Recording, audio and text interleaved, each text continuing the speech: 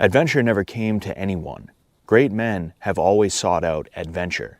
In the modern world, we are facing a crisis that is simultaneously new and old. Nihilism combined with incompatible theories on how life works are alienating us from what we are meant to be doing with ourselves, which in turn alienates us from happiness. Everywhere you turn, there is some sort of issue present, and faith in our institutions is at what could be considered an all-time low in American history. The only people who seem to be any level of content are the people who pay no attention to any of it. Their apathy is almost sort of a defensive posturing, as they will admit they know it's all gone to hell, but any attempt to get them to understand it will be met with an almost aggressive defense of the apathy. Because of this, it seems as though no one is truly content with how things are going. Everyone always wants more than they have. The excitement and zest that people of past generations had for life seems to be gone. And in this unhappy world, there seems to be a segment of the population that is aware of the cause of this unhappiness, but has no clue as to what to do about it. This segment feels as though there is no mountain to climb or dragon to slay. There is nothing to build or even really to destroy.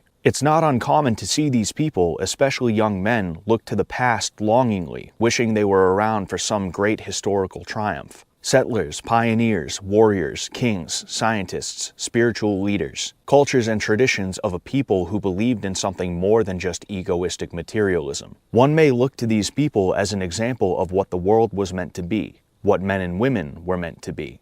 And when we look at these people, we often forget that they are us. They were about as smart, brave, and capable as we are today. We tend to look at times past with an intergenerational nostalgia. We believe the sky was bluer and the grass was greener. Men were men, and they did what men are supposed to do. But at the end of it, all of those people gave birth to us either directly or indirectly. What was in them was passed down to us. I noticed some interesting things from my family tree when I was studying it, specifically surrounding two ancestors I had. One was in the Civil War in a very well-fought regiment, and the other was in the French and Indian War as well as a sergeant in the Revolutionary War. My Civil War ancestor quite literally made it into the history books for being a hothead who speaks out of turn when he got in trouble and decided to insult his commanding officer. My Revolutionary War ancestor originally hid from the press gangs that attempted to forcibly recruit him into the French and Indian War. He then felt guilty about hiding from them and decided to join on his own accord. I can remember time after time arguing with authority figures who had the power to really mess up my day for me.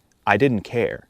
All I cared about was that I felt disrespected. Even if I did do something wrong, there was no reason for them to be disrespectful to me, so I became angry and talked back. I can also remember many a time where my first instinct was to run or evade whatever problem was facing me. Instead of helping someone or standing up for what I needed to, I let it slide. Typically, I would feel down about myself and make sure the next time something like that occurred, I did what I needed to do in order to be an upright and just person. I tell you these things because these facts helped me to understand myself as well as them, and it made me realize I am no different from them. We are the same flesh and blood on the same soil. I inherited a last name from one of these men.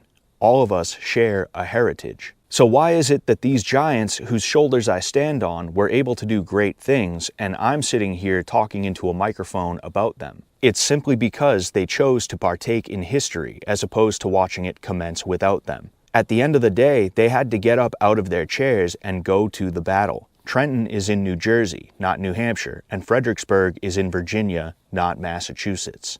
This is the truth of all great men.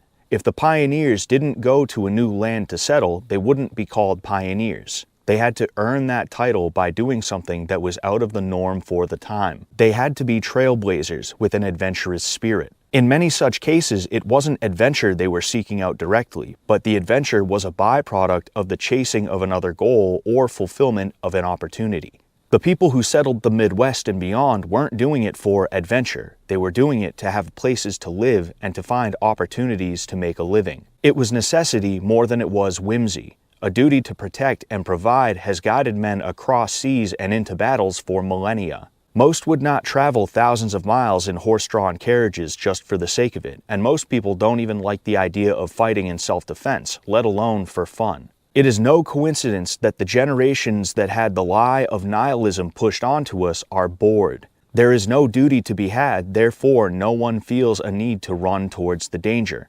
The high of triumphing in the face of adversity does not come to them as they sit in their chair doom-scrolling whatever app they use. And the segment of the population that is awake has their noses buried so deep in their own boredom that they cannot see that it is their time to be pioneers. They waste away reading posts about hard times and strong men. Instead of being the strong men, they choose to be weak men in hard times because it's easier to stay the same than it is to act in spite of difficulty or danger. The misery is a known variable and nothing has to be done to achieve it, so a comfort is found in it. It also absolves them of the responsibility they hold over their immediate surroundings and outlook on life if they can blame baby boomers for their lack of worthwhile experience. As much as I personally love to harp on them, it's not our parents' or grandparents' fault that we cannot find excitement. Excitement is always available to those who are willing to go to it.